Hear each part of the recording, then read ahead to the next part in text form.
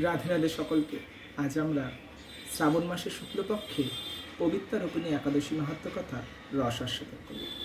অজ্ঞানতিমিরান্ধস্য জ্ঞানাঞ্জন শলাকায়া চক্ষুরারুন্মিলিতং যেন তস্মৈ শ্রী গুরুবে নমঃ। হে কৃষ্ণ করুণা সিন্ধু দীনবন্ধু জগৎপতে গোপেশ গোপিকা কান্ত রাধাকান্ত নমস্তুতে। তপ্ত কাঞ্চন গৌরাঙ্গী রাধে বৃন্দাবনেশ্বরী বৃষভানুসুতে দেবী প্রণমামি হরিপ্রিয়। জয় শ্রীকৃষ্ণ চৈতন্য প্রভু নিত্যানন্দ শ্রী অদ্বৈত গদাধর শ্রীবাসাদি গৌর ভক্তবৃন্দ। বাঞ্ছা কল্পতরুভ্যস্য কৃপা সিন্ধুএব চ পতিতানাং পাবনেভ্যো বৈষ্ণবেভ্যো নমঃ। হরে কৃষ্ণ কৃষ্ণ কৃষ্ণ হরে হরে, হরে রাম রাম রাম হরে হরে। হরে কৃষ্ণ কৃষ্ণ কৃষ্ণ হরে হরে, হরে রাম রাম রাম হরে হরে। হরে কৃষ্ণ কৃষ্ণ কৃষ্ণ হরে হরে, হরে রাম রাম রাম হরে হরে। ওম নমো ভগবতে বাসুদেবায়। একদিন মহারাজ যুধিষ্ঠির ভগবান শ্রীকৃষ্ণকে জিজ্ঞাসা করলেন, হে প্রভু, শ্রাবণ মাসে শুক্লপক্ষে একাদশীর নাম কি, তা কৃপা করে আমাকে বলুন। শ্রীকৃষ্ণ বললেন, হে মহারাজ, এখন আমি সেই পবিত্র ব্রত মাহাত্ম্য বর্ণনা করছি। মনোযোগ দিয়ে তা শ্রবণ করুন, যা শোনামাত্রই বাজপেয় যজ্ঞের ফল লাভ হয়। প্রাচীনকালে দাপর যুগের শুরুতে মহিজিৎ নামে এক বিখ্যাত রাজা ছিলেন। তিনি মাহিষ্পতি নগরে রাজত্ব করতেন। কিন্তু দুঃখের বিষয় এই যে তার কোনো বিন্দুমাত্র সুখ শান্তি ছিল না, কারণ তার পুত্র ছিল না। তিনি ছিলেন অপুত্রক। পুত্রহীনের ইহলোকে পরলোকে কোথাও সুখ হয় না। এই রূপ চিন্তা করতে করতেই বহুদিন কেটে গেল, কিন্তু তবুও পুত্র মুখ দর্শনে রাজা বঞ্চিতই রহিলেন। নিজেকে অত্যন্ত দুর্ভাগা মনে করে রাজা চিন্তাগ্রস্ত হয়ে পড়লেন। প্রজাদের সামনে গিয়ে বলতে লাগলেন, হে প্রজাবৃন্দ, তোমরা শোনো, আমি এই জন্মে তো কোনো পাপ কাজ করিনি, অন্যায়ভাবে আমার রাজকোষ বৃদ্ধি করিনি, ব্রাহ্মণ বা দেবতাদের সম্পদও কখনো গ্রহণ করিনি। উপরন্তু প্রজাদেরকে পুত্রের মতন পালন করেছি, ধর্ম অনুযায়ী পৃথিবী শাসন করেছি, দুষ্টদের যথানুরূপ দণ্ড দিয়েছি, স্বজন ব্যক্তিদের যথাযোগ্য সম্মান প্রদান করেছি, কখনো অবহেলা করিনি। তাই হে ব্রাহ্মণগণ, এই প্রকার ধর্মপথ অবলম্বন করার পরেও কেনই আমার পুত্র লাভ হলো না, তা আপনারা কৃপা করে আমাকে অনুসন্ধান করে বলুন। রাজার এই কথা কাতর উক্তি শ্রবণ করে ব্যথিত হয়ে রাজভক্ত পুরোহিত ব্রাহ্মণকর রাজার মঙ্গলের জন্য গভীর বনে ত্রিকালযোগ্য মুনি ঋষির কাছে যেতে মনস্থ করলেন। বনের মধ্যে ঋষিদের আশ্রম সকল দেখতে দেখতে তারা এক মুনির সন্ধান পেলেন।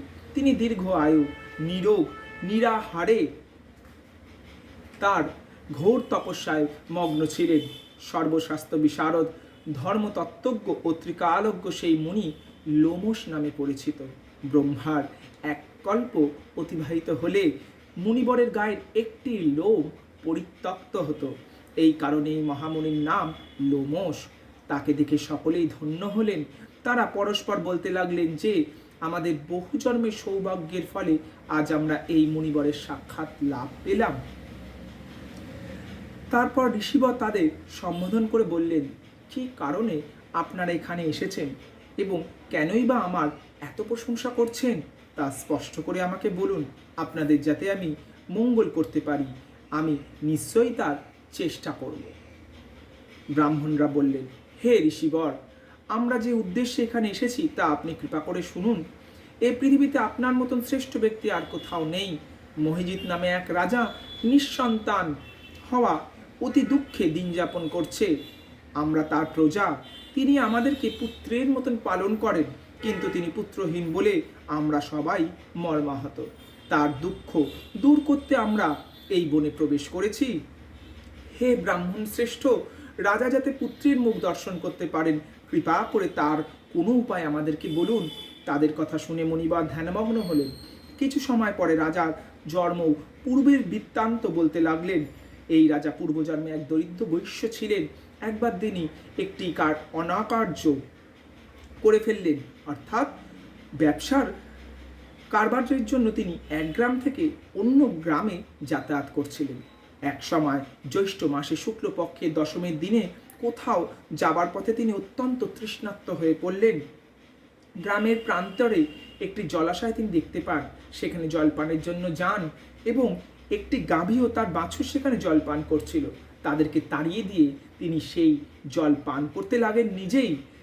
এই পাপকর্মের ফলে তিনি ইহজন্মে পুত্র শোকে বঞ্চিত হয়েছেন, কিন্তু পূর্বজন্মের কোনো পুণ্যের ফলে তিনি এইরকম নিষ্কণ্টক রাজ্য লাভ করেছে।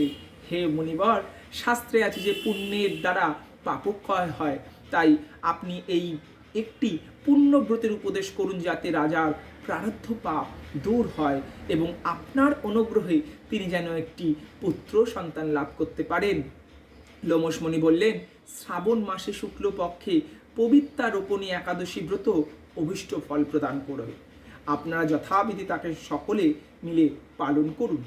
লোমশ মুনির উপদেশ শুনে আনন্দে চিত্তে গৃহে প্রত্যাবর্তন করে তারা রাজাকে সেই সকল কথা জানালেন এবং তারপর সকলে মিলে মুনির নির্দেশে অনুসারে ব্রত পালন করলেন।